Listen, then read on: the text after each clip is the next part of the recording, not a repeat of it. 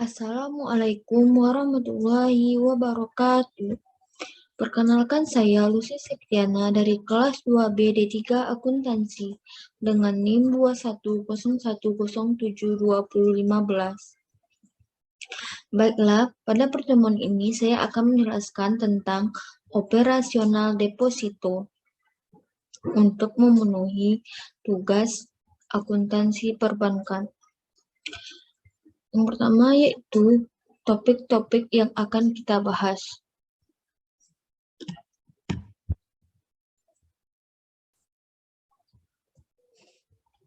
Topik-topik yang akan kita bahas yaitu ada 5. Yang pertama yaitu ada pengertian deposito. Yang kedua yaitu ada jenis-jenis deposito. Yang ketiga yaitu ada manfaat deposito. Yang keempat yaitu ada karakteristik deposito. Yang kelima yaitu ada fungsi deposito.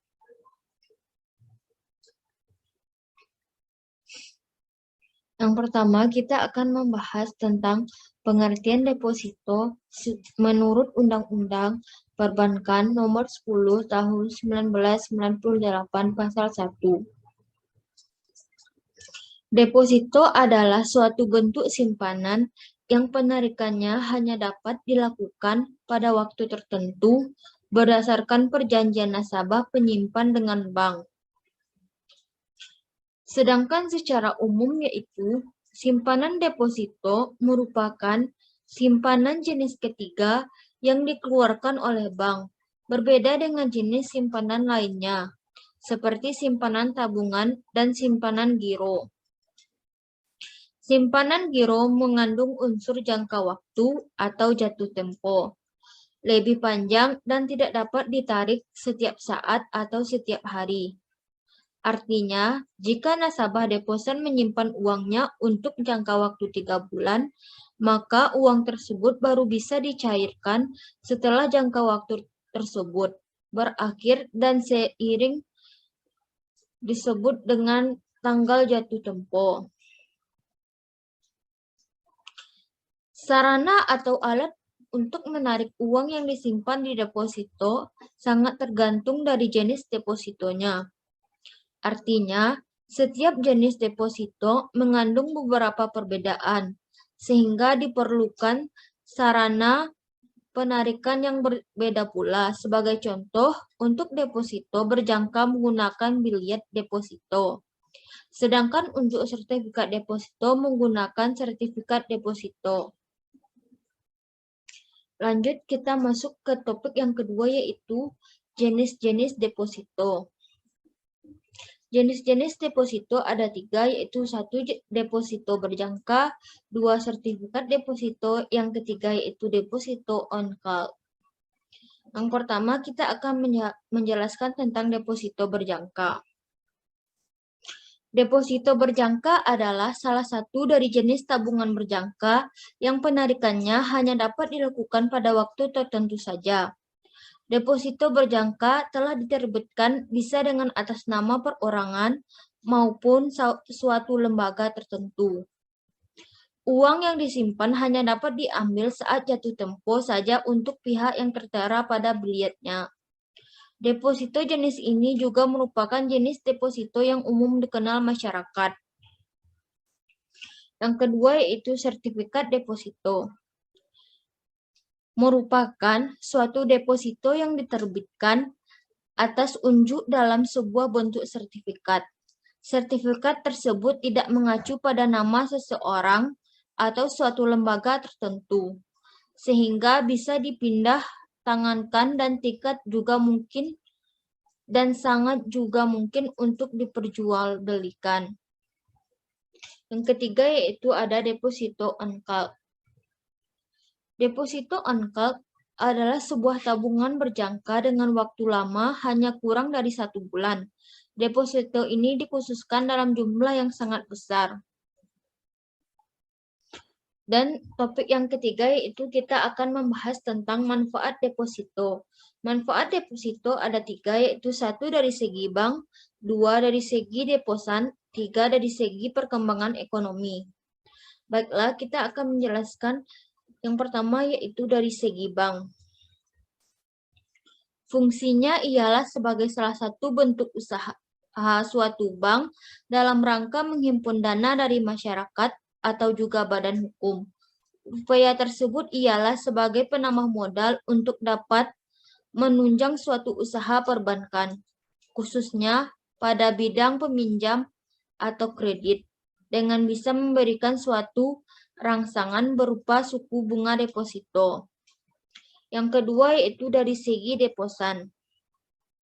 Dari segi deposan, deposito yang menawarkan suku bunga yang lebih tinggi jika dibandingkan simpanan lain. Selain dari itu dapat memperoleh suatu jaminan kredit, serta juga dapat mengelola keuangan lebih terencana sesuai dengan kebutuhan dan juga jangka waktu deposito. Yang ketiga yaitu dari segi perkembangan ekonomi. Dana yang terhimpun oleh suatu bank tersebut dan disalurkan kembali dalam bentuk kredit akan digunakan dengan secara maksimal dalam suatu rangka keperluan yang produktif. Oleh karenanya, secara otomatis akan dapat meningkatkan pendapatan nasional serta juga kesejahteraan masyarakat.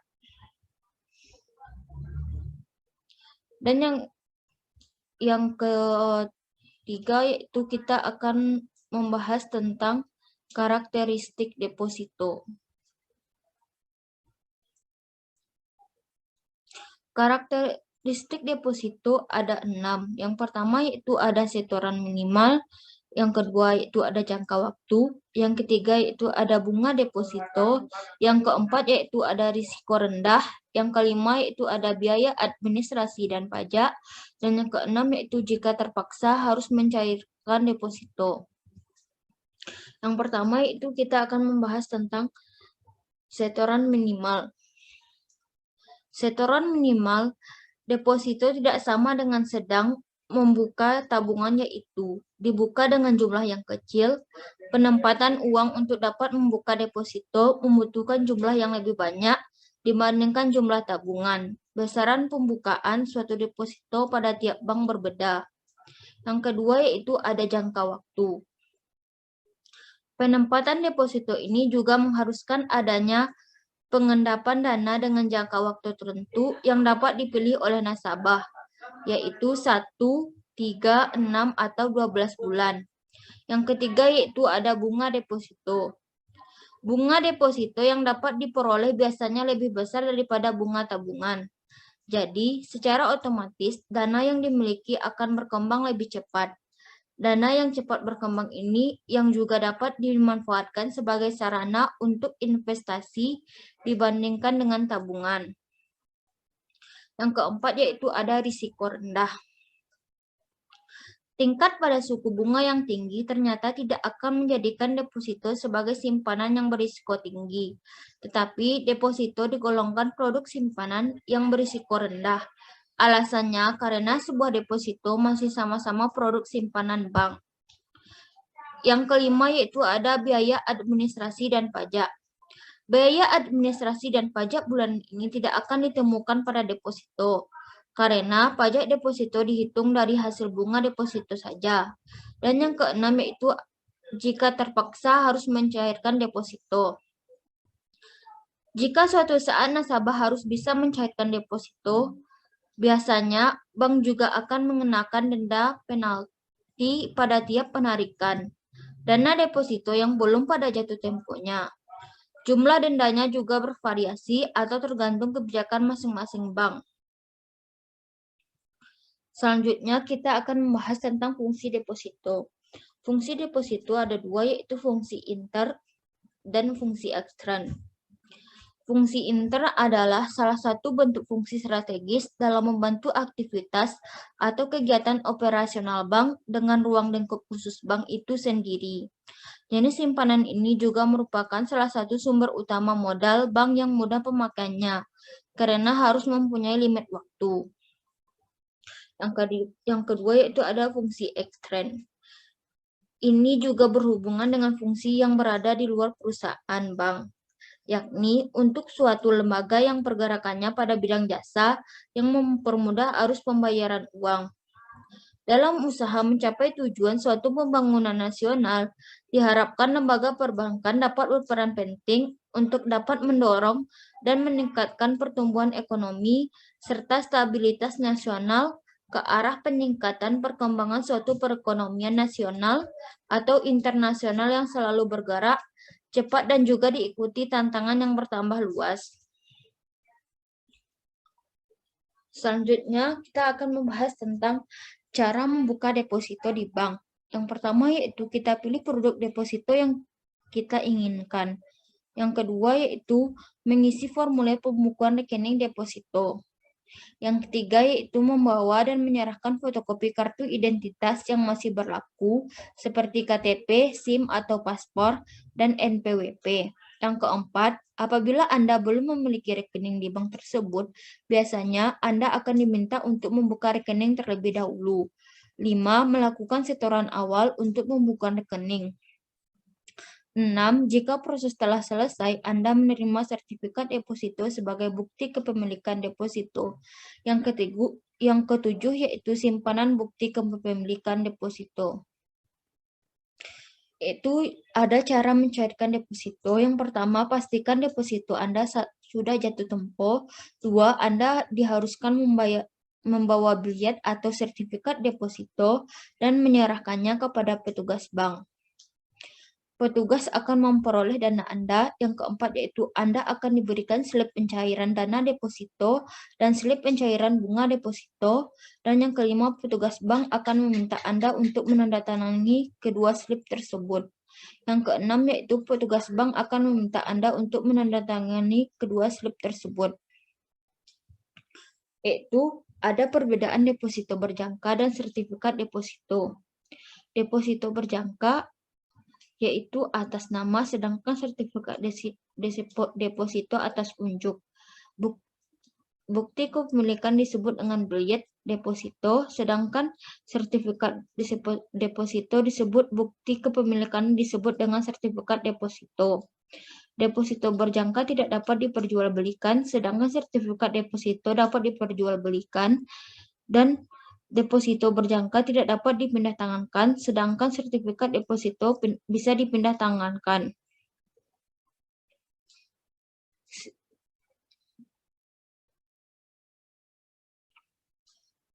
Dan selanjutnya bunga dibayar belakang. Sertifikat deposito bunga dapat dibayar di muka. Deposito berjangka pencairan sebelum jatuh tempo dikenakan denda. Sertifikat deposito pencairan sebelum jatuh tempo dikenakan rediskonto. Dan selanjutnya, deposito berjangka nominal ditentukan oleh nasabah, sedangkan sertifikat deposito nominal ditentukan oleh bank. Deposito berjangka dalam mata uang rupiah, sedangkan sertifikat deposito dalam mata rupiah saja. Deposito berjangka dapat di roll over, sedangkan sertifikat deposito tidak dapat di roll over. Sekian yang dapat saya sampaikan. Kalau ada yang kata-kata yang salah, mohon dimaafkan. Assalamualaikum warahmatullahi wabarakatuh.